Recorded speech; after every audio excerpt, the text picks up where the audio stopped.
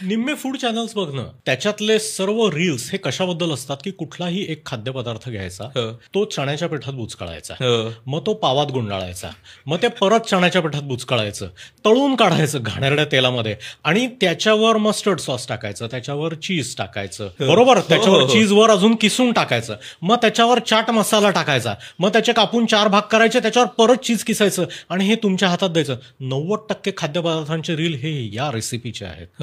हे आपण काय खातोय, न्यूट्रिशनली हे आपण हे काय करतोय आपण, म्हणजे या बॅड कॅलरीज नाही आहेत का? तर हे शेण आहे, ही माती आहे जी आपण खातोय ती, हे अन्न नाहीये, हे विष आहे. माझ्या घरी केलेला स्वयंपाक मी खात नाहीये, तो उद्या रिसायकलिंग मध्ये जातो आहे आणि मी हे बाहेर येऊन खातोय आणि घरी जाऊन सांगतो माझं ना सध्या जरा डाएट आहे, मला भूक नाहीये.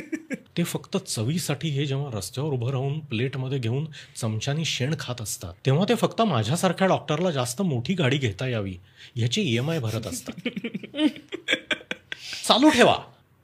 Physician, nutritionist, dieticians, cardiologist, vascular surgeons, आम्ही सगळे तुमच्या या भेळपुरीच्या पैशावर मोठ्या मोठ्या गाड्या घेणार आहोत, मोठ्या मोठ्या घरामध्ये राहणार आहोत. चालू ठेवा.